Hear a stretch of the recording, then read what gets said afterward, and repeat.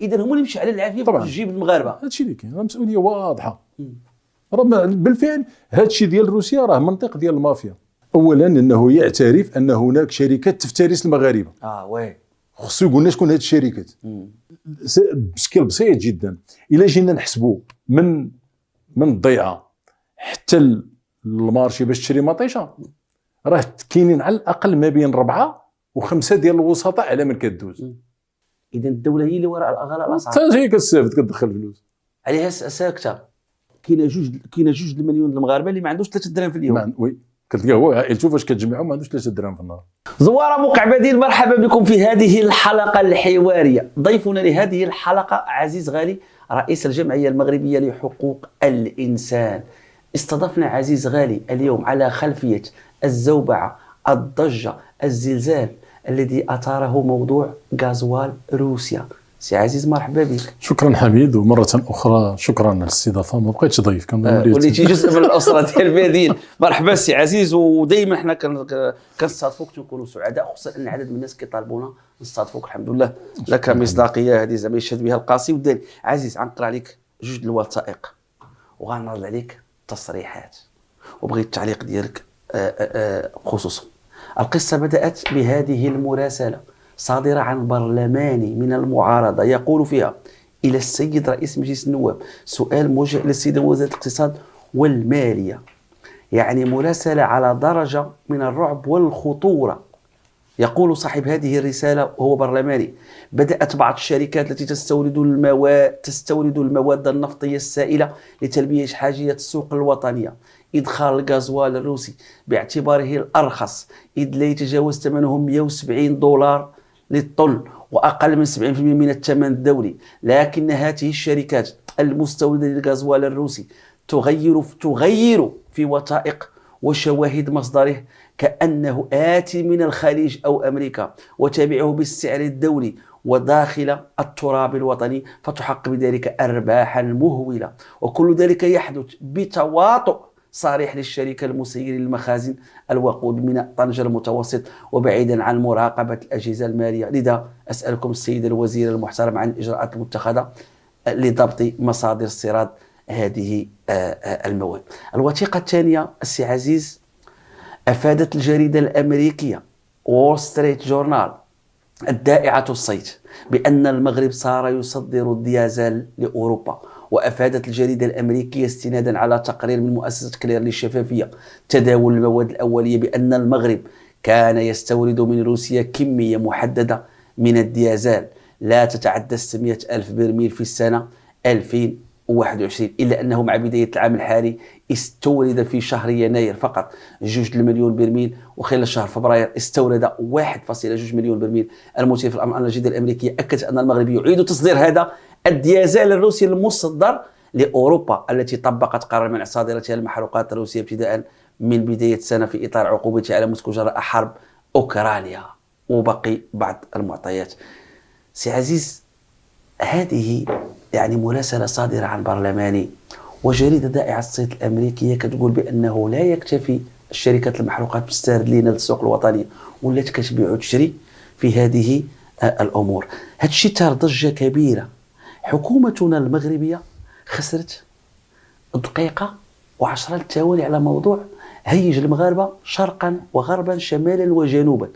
نخليك تسمع ونعطيك تعقب. شوف شنو كانت الحكومة في المؤتمر الحكومي كيفاش جاوب على واحدة من أكبر الفضائح في تاريخ حكومة أخروج. شوف الرد ديال الحكومة على لسان ناطق رسمي اسمه السي بيتاس. الغازوال الروسي، أولا الاستيراد ديال الغازوال من روسيا قبل هذه الحكومة وفي هذه الحكومة هذه كان دائما في واحد الحدود ديال 10%. وانا نعطي الارقام. سنة 2020 كان الاستيراد ديال الغازوال الروسي هو في حدود 2020 9%، 2021 5%، 2022 9%. وهذا راجع بالاساس لان الاستيراد حر. الاستيراد حر. بلادنا عملت على تسخير كل الجهود، لا سيما وانا نعطي هنا واحد المثال.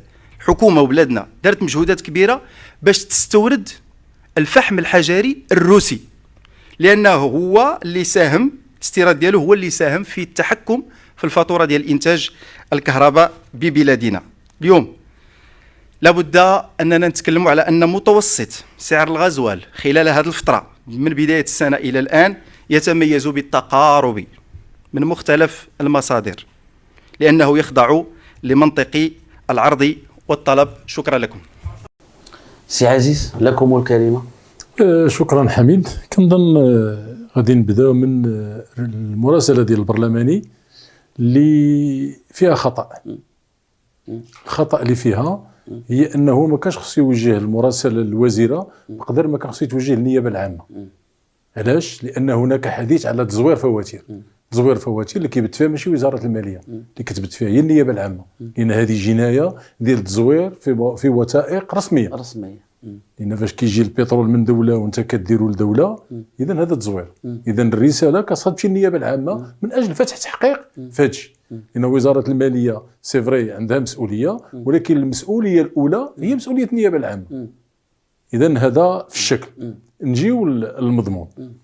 المضمون فيما يتعلق بكل ما قيل حول البترول الروسي، وهذا هنا كاينين على الاقل يمكن نهضروا على 3 ديال الجرائم، ماشي على 3 ديال الاحداث.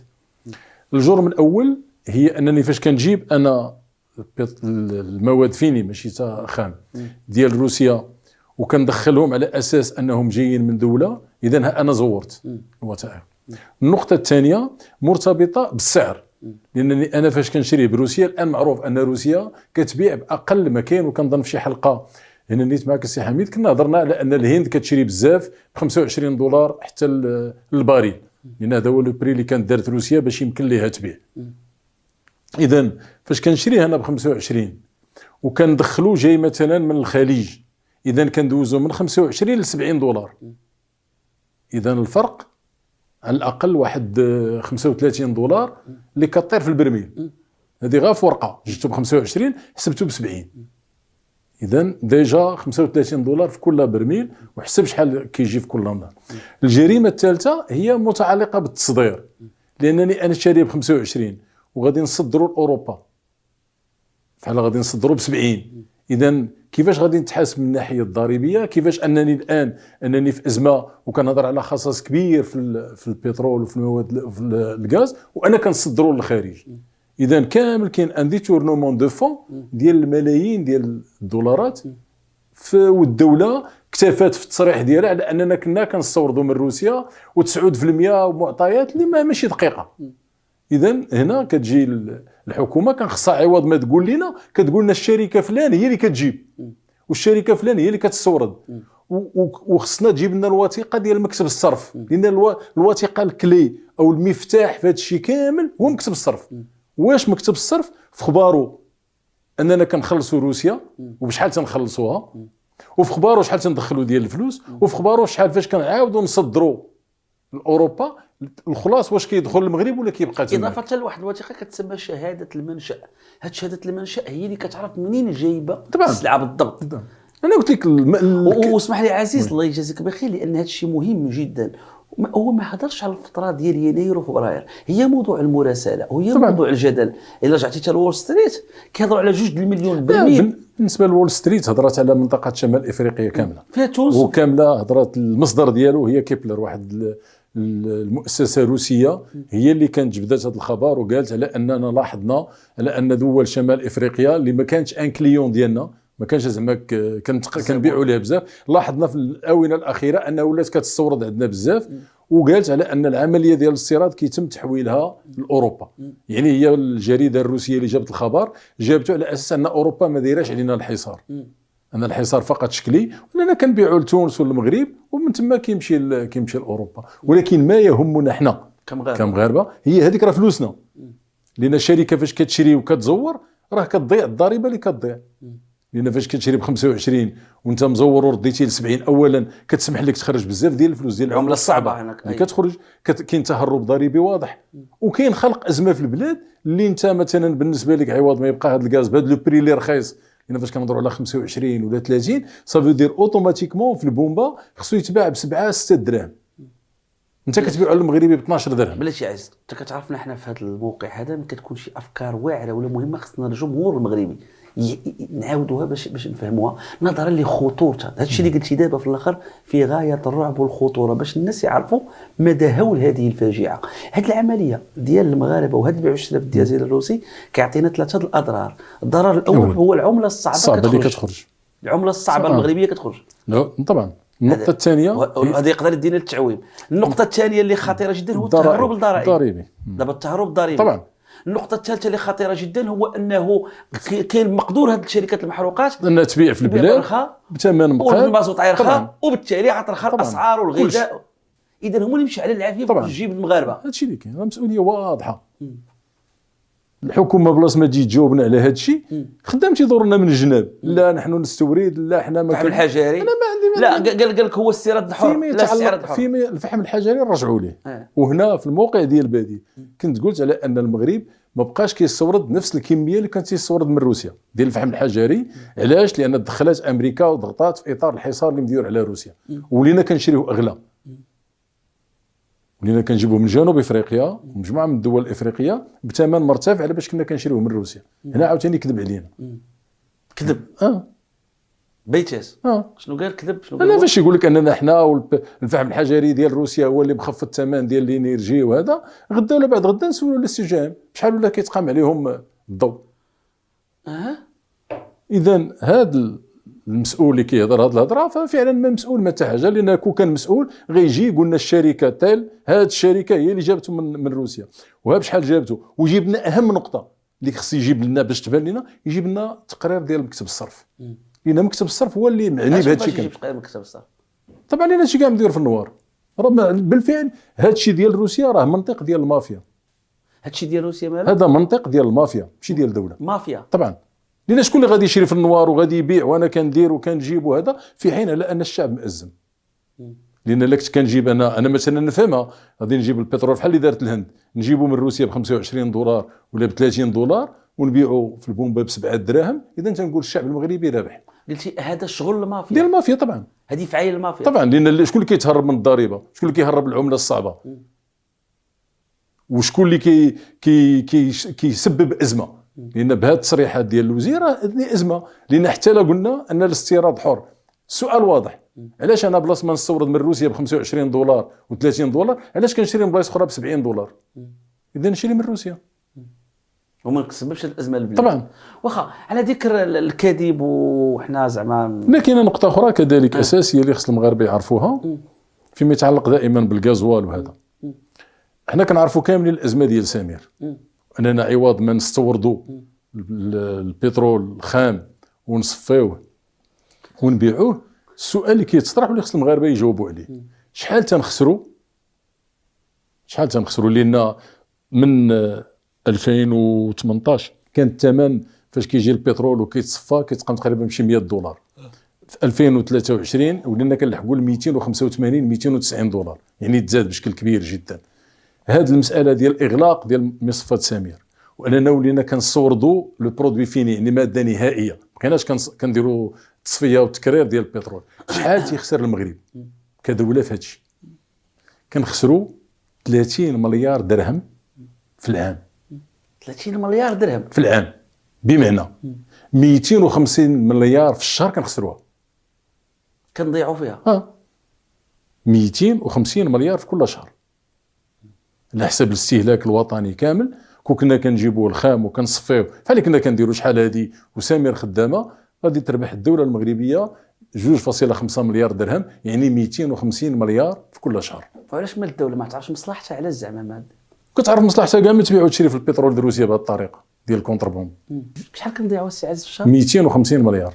دابا الدوله المغربيه لانها ساده سمير وما باغاش تستورد البترول خام وتصفيه ونخرجوا كاع لي برودوي ديالو، كتضيع المغاربه في 30 مليار درهم، يعني 250 مليار كل شهر. وهذا الرقم دقيق، يعني طبعا هذا الرقم كنعطاه السي الحسين اليماني اللي هو المنسق ديال الجبهه ديال سمير، وواحد اللي عارف الامر بشكل دقيق جدا وما يمكنش يعطي رقم هكذا. واخا عزيز عرفوا دائما ديك الفكره اللي قلتي ديال الكذوب وهذا الشيء انه مهم جدا. واحد الرد دابا انا تارني ديال السي بيتاس الناطق الرسمي كيرد على بنكيران، بغيت شي تعليق بخصوص هذا التعليق ديالو. كان كيدير واحد المنصب مهم في بلادنا اللي خصنا نحترموا كل من قام وكل من يعني قام بهذه المسؤوليه هذه اصدر تقريبا في حقي فتوى بالكذب واتهمني بالكذب وقال هل المؤمن خليني انا نكمل. ما تقطعنيش هذا الحليم. بلاتي ما تقطعني شيخ. لا نبغيك انا نتعلق على داك الشيء اللي خرج في المعارضه. غير صبر. داك الشيء اللي قالت المعارضه. غير صبر. انا جاي. اتهمني بالكذب وقال وهل المسلم يكذب؟ لا. وهل يزني؟ نعم. وهل كذا وهل كذا وهل كذا. علاش؟ على جوج ديال المواضيع. الموضوع الاول انا قلت في تصريح سابق اليوم 24 مارس 2022 ان سعر الطماطم في انزكان 2 دراهم. انا باغي نسلمكم واحد الوثيقه باغي نعطيها لكم فيها جميع اسعار الطماطم في السوق ديال انزكان من نهار 3 مارس 2022 حتى نهار 20 فبراير 2023. غنسلمها لك الاخت بغيتك تشوفي لنا نهار 24 مارس شحال كانت كدير الطماطم. كاين السعر الادنى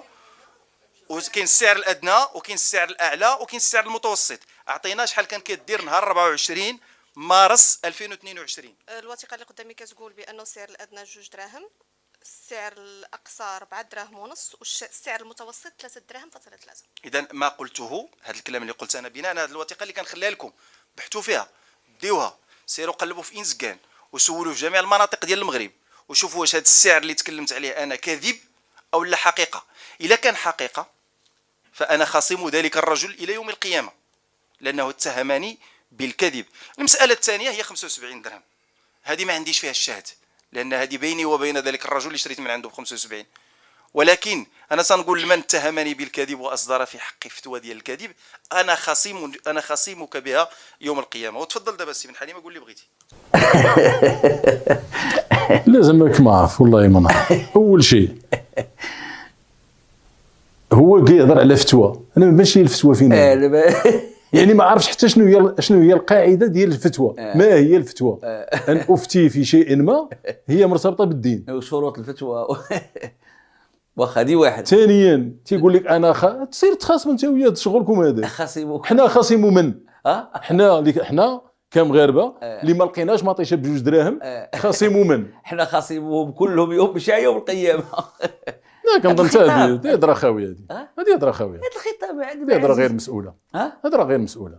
كلام غير واش حنا في المغرب كامل كنشريو في ديك الوقيته مطيشه ب 10 دراهم. هو تيجي تيقول لك انا الادنى 2 والاقصى 4 ونص والمعدل هي 3. وسيروا سولوا. انا كنسول مول الحانوت اللي حدايا الورقه اش غادي نسول انا؟ ولا كانت شي كوربه مليوحه في شي بلاصه وشي واحد. كنظن واكثر من ذلك ان هذه الارقام اللي هو تيقول الا خديناها وقارناها مع لاش سي بي اللي عندها لي ستاتيستيك وكل شيء ما كنلقاوش هذه الارقام. ومنين جابوا؟ وسولوا هو خصيم من ومشي يقرا شويه ديال. لا هذا الخطاب عزيز دابا حنا كنهضروا في الدنيا والدوله ديما خاصين ما خاصين. حنا لا هذا الحشو ديال الخطاب الديني بهذه الطريقه. انا كنت غادي هضره خاويه.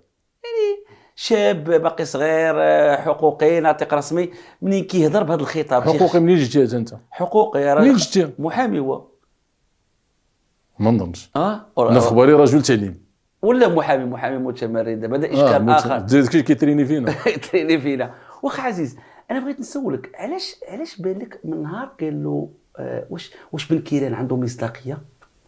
واش بن كيران هو ماشي مساله بن كيران. لا نقطه مهمه عزيز. انا بغيت نعرف لان بزاف الناس هضروا مع بيتاس وما انفعلش. الطريقه اللي رد بها والطريقه اللي غيجي لغد ليه في المؤتمر الصحفي بان منرفز معصب ما بقاش بيتاس هو اصلا معصب. وزاد سؤال واش بن كيران عنده مصداقيه وضراته هذا كذاب ما رضاش بها؟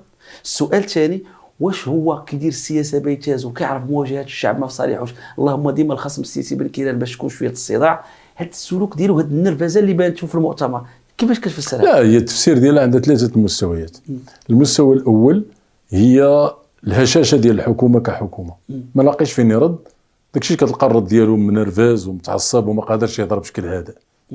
النقطه الثانيه هي ان فاش بن كيران تيقول لي انك كذاب صافي دير اللي وراه بن كيران تيقولوا لي هذاك راه كذاب. كيفاش عزيز؟ انا قلت لك هو عارف ان بن كيران ماشي بوحدو.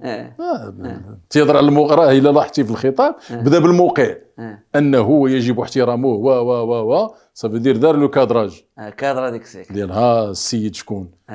ثانيا ان فاش قال لي كذاب صافي دير لي وراه بن كيران قالوا لي راه هذاك كذاب وبن كيران خرج قالها هو التقطت الاشاره طبعا. والنقطه الثالثه طبعا لان بن كيران بغينا ولا ما بغيناش عنده ان اودينس فاش كيجي كيهضر وهذا اذا الحضور الديني داكشي هو مشى كيجاوبوا بديك الهضره ديال خاصموك ما خاصموك. واخا عزيز في نفس السياق تصريح في غايه يعني الرعب نسمعوا له. التحرير كان خصو بزاف ديال الشروط. ما يمكنش دير التحرير وتطلق المغاربه يبداو ياكلوا فيهم مجموعه ديال الشركات. انا ما متفقش عليه بهذيك الطريقه. كان على التحرير ان يدرس، كان على التحرير انه يدار بناء على سياسات عموميه نعرفوا المغاربه شكون هما، شكون اللي تيربح 2000 درهم وتيركب في الموتور، شكون اللي عنده التريبورتور، شكون اللي ما عندوش، شكون اللي عنده، ونحددوهم وهذا خصو يعطي قده وهذا ياخذ قده وهذا كذا. انا ذاك نمشيو للتحرير الوزير ما كانش التحرير كان متسرعا وما كانش مبني على اسس وهلك المغاربه. ما كانش الضغط ديال صندوق المقاصه، ما كانش التحرير كان متسرعا وهلك المغاربه. اولا بداك ما يحسب له هي جوج نقط. اولا انه يعترف ان هناك شركات تفترس المغاربه. وي خصو يقول لنا شكون هاد الشركات. اذا يقر بالافتراس. تيقول لك على ان الشركات التحرير خلى الشركات ياكلوا المغاربه. هذه النقطه الاولى. النقطه الثانيه قال لك على ان التحرير كان متسرع، وهذه حنا كنا تنقولوها تيقول لك لا انتم ادميين هما ولا تيقولوها. النقطه الثالثه وهي المهمه، انت اش كدير؟ قرار سهل انني غادي نشد المحروقات ونحيدها من الاطار ديال اللي تم التحرير ديالها ونردها للمدعومه. شكون غياخذ هذا القرار؟ الحكومه. ولاش هما ما خداوهاش؟ دابا كيتسناو حنا ناخذوها. الجمعيه المغربيه لحقوق الانسان. حنا زعما غادي نجيو وغادي نقولوا راه انت اش كدير؟ دابا هو كيهضر بحال ما كاينش في المغرب بحال ماشي مسؤول. دابا شوف احنا ولينا دابا هذا الشيء، هذا الخطاب السياسي هذا شنو كتفسروا؟ شنو لا تخربيق، لا شكون اللي يدفع؟ هروب من المسؤوليه بشكل واضح. واخا ثانيا هو فاش يجي تيقول لك حنا شكون اللي كيعطي شكون اللي ما كيعطيش، شكون اللي كيدير شكون اللي ما كيديرش. وانت اش كدير تماك؟ انت اش كدير كناطق باسم الحكومه؟ ان القرار واضح، انك انت ورئيس الحكومه خصهم تاخذوا قرار ديال ان هاد المحروقات غادي نردوها. كيما جا نقولوا بن كيران غلط ودار التحرير، صح انت الغلط وكل شيء يحسبها لك، ولكن ما قادش. واتحداه على انه يديرها. علاش؟ لان اللقاء اللي كان دار بن كيران مع صندوق النقد الدولي، ويمكن ترجع لاباج ديال صندوق النقد الدولي، الناس داكشي اللي مفتي عليه بالوقت. شهر 5 غدير هذه، شهر 6 غدير تحرير، شهر 7 غدير هذه، مع العلم لان رئيس الحكومه الحالي كان عضو في الحكومه، يعني كل شيء كان تيدوز قدامه. اكثر من ذلك بن كيران مع صندوق النقد الدولي في الخلاصات اللي مديوره كاتبين على ان الحكومه المغربيه تتحمل جميع التبعات الاجتماعيه لهذه السياسه ديال التحرير. الحكومه المغربيه تتحمل. انا ذاك التوقيع اللي كان دار بن كيران هكا مكتوبه واللي طبعا ان الحكومه المغربيه تتحمل جميع التبعات الاجتماعيه لهذه القرارات. ولكن الروايه ديال السي بن كيران والبي جي دي وعدد منهم حتى اخنوش وبالاخص بن كيران قالوا انهم مشاو للتحرير ديال الاسعار لانهم لم يجدوا عنه بديلا، يا اما غيديروا التحرير اما يبقاو باش يخلصوا الموظفين، بمعنى ماشي صندوق النقد الدولي وماشي كذا. لا تيكذب، حتى هو تيكذب وخاصم، حتى هو يقول لي راه خاصموك.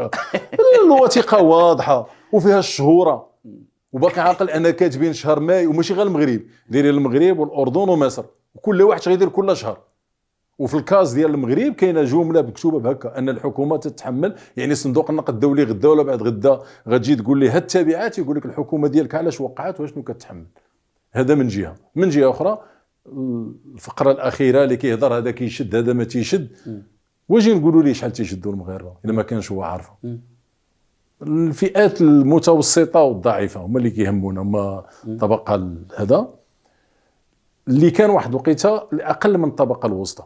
الان في المغرب على حسب الاحصائيات ديال الهو كوميساريا دي بلان المندوبيه الساميه للتخطيط كتقول لك ان معدل الدخل ديال الفرد هو 1710 و15 اللي عنده في الشهر. هذا هو المعدل ديال الدخل مغربي كاملين المغاربه. المعدل ديال الفئات اقل من المتوسطه كاين اللي ما عندوش لا انا جاي لهذوك ما عندهمش. دابا انا بديت لك من هنا هذا وغادي غير نهبط. شويه غادي نهبط لك هادو، لان هادو هما اللي هما اللي يمكن كيشدوا الميزان ديال الاقتصاد ديال البلاد.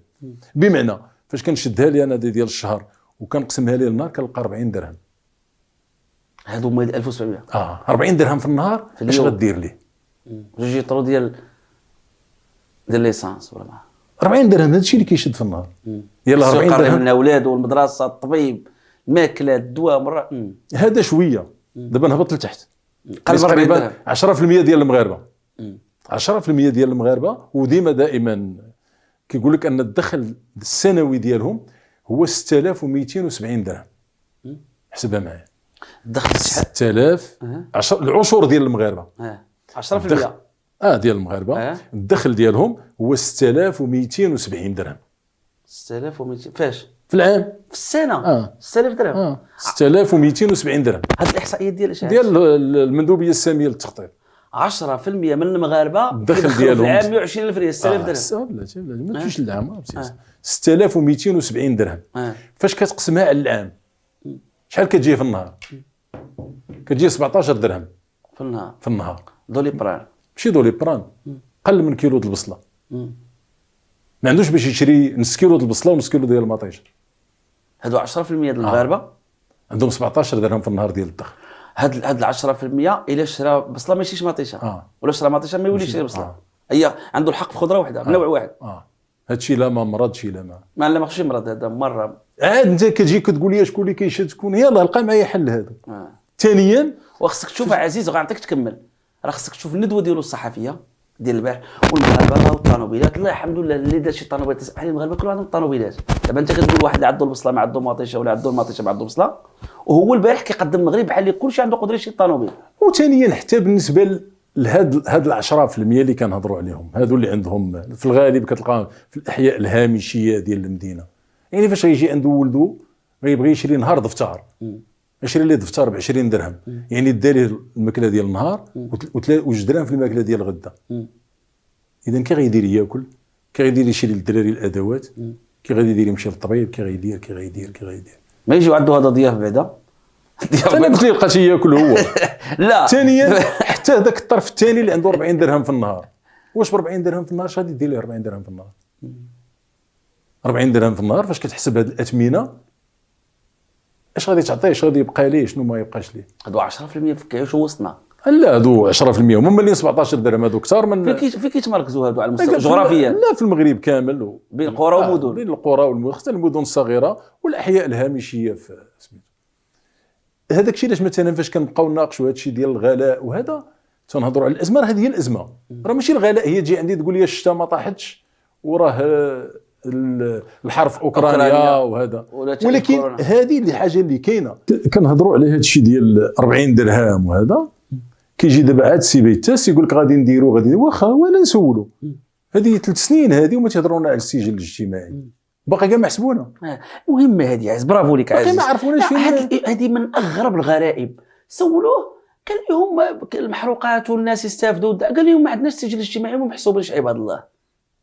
كيفاش تصريح بحال هذا حكومه وعندنا امتيازات ديال السلطه العامه وهذا النقاش ديال الملف الاجتماعي مفتوح مع حكومه عبد الرحمن اليوسفي. لا قبل ما نرجع للملف السجل الاجتماعي نكمل هذا الشيء ديال المصاريف لان بزاف ديال الناس ديال الغلا ما كيتبعوش شنو واقع فقط تيوصل الغلا. مثلا نمشيو للفلاحه شحال كانت مثلا كانت واحد الوقيته فاش ما كانش الجفاف كان الناس كتستعمل الماء ديال السد شحال كان تيخلصوا الماء ديال السد. فلاح مثلا تقريبا كانوا تيخلصوا 500 درهم للقطار فاش كتسقي بالماء ديال السد ياك. مع الجفاف اللي كان فاش ولاو كيستعمل الماء ديال البير اذا الاستعمال ديال الغازوال دزنا من 500 درهم للقطار ل 1000 درهم للقطار. من 500 درهم للقطار ل 1000 درهم للقطار. علاش؟ بسبب ديال الزياده ديال الاسعار. اذا هذاك اللي كان تينتج الخضره وكتقام عليه ب 500 درهم ديال السقي ولا كينتج نفس الخضره ولكن ب 1000 درهم. اذا اللي كان يبيع لك ب2 دراهم كما قال بيتاس يبيع لك ب4 دراهم. هذه لوجيك غا حين الثمن ديال السقي تضرب في 2. اذا هنا فاش نقولوا على ان الحكومه اللي كنا تنقولوا الشتاء وهذا اشنو درتي من اجل الحفظ ديال القدره الشرائيه ديال المواطنين؟ الحكومه كتقول لك الازمه وربما تبعثوا الشيء في المضاربين. غادي نرجعوا للمضارب. لا هذه النقطه بغيتك لا عزيز. سهله المضاربين حتى هي سهله. فاش الحكومه كتجي كتقول لك عندي مشكله، لا خلي المضاربين دو كوتي، اجي نرجع لحاجه اخرى اللي هي خصها ديرها. ما عرفتش عمرك خدمتي في لاكريي ولا لا؟ لا انا خدمت في لاكريي فاش كنت نقرا. شنو كنت دير؟ خدمت في لاكريي بصح في لافاك ديال القنيطره، راك عارف لاكريي حدا الحي الجامعي. أيه. تنخدم مع الصباح تنمشي نقرا. شحال؟ ديك الساعه كنت ناخذ 25 درهم والخضره، ما عليناش. ياه هذا خصها شي حلقه بوحدها. كاين وسط لاكريي كاين اللي كنسميهم الكاروات، ناس عندهم ريع، عنده واحد الكارو كياخذ عليه، كتجي كتحط عنده مطيشه في ذاك الكارو كياخذ معاك. تخلص علاش هذاك غادي يتخلص على داكشي؟ علاش ما مقنينش حنا لاكريي كامل الناس؟ علاش انا غادي نجي وداير واحد الريع بحال كريمات ومخليها تماك، الواحد ما كيدير حتى حاجه، فقط انك كتحط عنده كتبيع بلا مراقبه بلا والو. وكيفاش كتتم العمليه ديال البيع؟ علاش كتغلى؟ مثلا انا عندي طون ديال مطيشه، ما كندخلش طون لاكريي، كندخل يلاه 300 ولا 400 كيلو. علاش؟ باش نهز الثمن. فاش كيتحدد الثمن ديالها مرتفع تندخل الطون ديالي. وفين هي الدوله في هذا الشيء كامل؟ وهي كيبان لها الكاميونات مستاصوين في الجنب ديال لاكريي، ومدخل كاميو واحد مطيشها شحال ديال الصنادق، بشحال الثمن ديالها، وهذاك الثمن اللي كيتحدد هو اللي كيبقى نهار كامل. اذا هنا هذه المسؤوليه ديال الدوله بشكل بسيط جدا. الا جينا نحسبوا من الضيعه حتى المارشي باش تشري مطيشه، راه كاينين على الاقل ما بين 4 و5 ديال الوسطاء على من كدوز. فين هي الدوله في هادشي؟ عاد كتوصل جوستوم فين هي الدوله في انا هادشي؟ شنو بغيت نسولك، الحكومه كتركز على المضاربين وثانيا كتقول لك البائع على الاخر ما كيديرش الثمن، ما كيعلقش. واش بقات كيقول لك 10 دراهم يكتب لك 10 دراهم، ولكن المشكل كي درت وصلت ل 10 دراهم. اذا المسؤوليه ديال الدوله طبعا. الدوله خصها تنظم هادشي، هي ان يولي العلاقه مباشره من الفلاحه مباشره لاكريي، وما كاينش ذاك مول الكاري باش ما يديش معاك، على الاقل كيدي معاك واحد 0.6 ريال، ما بين 6 و10 ريال في الكيلو، تياخذ واحد عنده الارض. هو الدوله عندها ربح في الغلاء الاسعار ضد المغاربه، والدوله واش رابحه؟ الدوله ماشي كيسيون ديال الدوله رابحه طبعا. هادشي اللي بغينا طبعا. فاش رابحه الدوله؟ علاش انت كاع ما حسبتيها؟ لا انا كنسولك. وسهله. انا مثلا كنشري واحد الحاجه ب 100 درهم، ياك كنخلص فيها 20% ديال التيفيا، شحال ربحت الدوله؟ 20 درهم. فاش كنبيعها ب 200 درهم شحال ربحت الدوله؟ 40. ماشي الدوله في الرابح. اذا الدوله هي اللي وراء غلاء الاسعار، حتى هي كتستافد كتدخل فلوس عليها ساكته. اذا هذا الغلاء وهذا الروينه اصله الدوله مسؤوله عليه. اولا مسؤوله عليه في عدم محاربه هاد الوسطاء اللي كاملين كتلقاوهم مرتبطين بالدوله بشكل او باخر، ومستافده من هادشي ديال التيفيا. لان دابا الان فاش كنشوف الوعاء الضريبي، فاش كنجي مثلا سنه الاخر ديال 22 وكنلقى على ان اهم شيء في المداخل الضريبيه هي التيفيا، اذا هي مصلحتها كل شيء تيبقى مرتفع وكتدخل التيفيا. واخا عزيز رجعوا للفكره ديال الفيلميه المغاربه اللي حيت حبسناها عند اللي عندهم 17 درهم، ولكن كاين اللي عاوتاني تحت عتبه الفقر اللي عاوتاني حنا ما كنهضروش على داك اللي هذوك واحد 2 المليون ولا هذا اللي عايشين بقل من دولار في النهار، دوك ما كنهضروش عليهم. شحال كاينين؟ تقريبا واحد 2 المليون مغاربه قل من دولار في اليوم، وعنده اسره وعنده. وفاش نقول لك دولار راه ماشي دولار هي 10 دراهم، دولار هي 3 دراهم ونص يعني للفرد. كاينه 2 المليون المغاربه اللي ما عندوش 3 دراهم في اليوم. وي كتلقاه هو عائلته فاش كتجمعهم ما عندوش 3 دراهم في النهار. 2 المليون مغاربه هادو مشتين كيعيشين ما نعرف كيف يعيشوا هادو. انا تنقول لك كاين شويه ديال لا سوليداريتي ديال العائلات، التكافل ديال العائلات، وبنادم عايش بداك الشيء اللي كاين. وراه الفيديوهات هاد الايامات راه كتشوف تيقول لك انا غادي للدار ما عندي ما نعطي لولادي. عزيز بغيت نسولك بشكل عام، ما كيهمنيش شكون هي الجهه صاحبه هذا القول، ولكن مادام النقاش خلق جدل وسط المغاربه وانا جالس مع حقوقي ومع رئيس الجمعيه، نبغي ناخذ رايك في ختام هذه الحلقه. هذا النقاش الاسعار والغازوال وهلم جرى، واش الا ناقشنا فيه واش بالصح ما خصناش نناقشوا هذا مصلحه البلاد والفتنه وغنبلبلوا البلاد؟ يعني اللي كيهضر في غلاء الاسعار دابا يسعى الى الفتنه وسط المغرب. اللي كيسعى للفتنه هو اللي ما كيهضرش في هذا الشيء. اللي كيسعى للفتنه هو اللي مخلي هذا الشيء هكا تطردق. لا كيقول لك زعما حتى يجي وقت هذا الشيء ما انش وقته دابا. وقتاش غادي يجي؟ وقتاش غيجي؟ انا تنقول لك عندك 2 المليون عايشين بقل من 3 دراهم ونص، وعندك واحد العشر ديال المغاربه كيعيشوا ب 17 درهم النهار. وهذوك لي سوا ديزون تنقولوا عايشين شويه عنده 40 درهم في النهار، وقتاش غيجي هذا النهار؟ في نفس السياق نسولك عزيز، الا كانوا عندنا 2 المليون مغاربه خوتنا، كنقول خوتنا بحمولتها، خوتنا مغاربه، وعندنا 10% قل من كذا، وعندنا النخب بعضهم ديني او يساري او ليبرالي او انسان عادي ولا الاسئله الجمعيه ولا المحاماه. بغيت نسولك في هذا السياق، كيفاش كتفسر هل يبرر الصمت زعما ديال النخب؟ غير مبرر، غير مبرر. ممكن نصفه بالجبن. كاين جبن، وي، وهذاك كيزيد يأزم. هذا نتيجة للضغط اللي دايره الدولة وانعدام حرية التعبير راه الجواب الأمني هذا هو النتائج ديالو. الجواب الأمني هذا هو الجواب ديالو، انه بصح وصلات الدولة انها تخلي بنادم ما يهضرش، والدايره هذاك داك الفقيه صاحبك مول الشيخة اللي قال لك كتسخنوني. ما عنده الحق ولا ما عندوش حق؟ اش من حق عنده؟ هما اللي كاين في المرجعية الدينية الساكت عن حق السكوت الحق شيطان اخرس، بمعنى خاص الانسان يهضر طبعا، لان ما يمكنش نلقاو الحلول لما ناقشناش. ولكن كاين البعض اللي كيقول لك عنده الحق. علاش؟ تيقول لك بصح بنادم ملي كيطيح في الحبس ما كيعقل عليه حتى واحد، ها هو ملي كيمشيو كيسخروا كيخليو بنادم يلعب بوحدو كيتعذب. راه كل هاي يدير مسؤوليته، فاش كتكون متحمل مسؤوليتك داك قناعتك مارسه، تمشي للحبس ما تمشيش للحبس هذيك قناعه ديالك. ما عندكش قناعه سير جلس في حالك، ولكن ما تلعبش الدور ديال المسكين ديال هذه الاوضاع في هذا الشيء. ما تلعبش الدور ديالاش ديال المسكين ديال الاوضاع، وانك زعما حريص على الشعب بانك كتمنع هذا النوع من النقاش ولا ما كتبغيش تخوض فيه. راه العمق ديال الفكر ديال العلمانيه هو هذا، هي ان مسائل الدنيا خصنا نناقشوها. لا، وحتى فكره اخرى هو اي هضره ديال الفتنه، ما تهضر مثلا هذه طريقه للقمع وصافي، طريقه ديال القمع ديال الحريه ديال التعبير. عزيز، وصلنا لنهايه هذه الحلقه، ولكن بالمناسبه التزمتي معنا ومع الجمهور الكريم، وكاين الناس كيوصلوني رسائل كاينه حلقه خاصه بالادويه، قلتي غتكون ما تبقاوش غير كنهضروا، غتقدموا حلول. عزيز، عندك حلول للدوله بخصوص الادويه وهذا الواقع المرير ديال الاسعار ديال الادويه؟ باقي ملتزم معنا ياك؟ وي، غنديروا حلقه بخصوص هذه العمليه.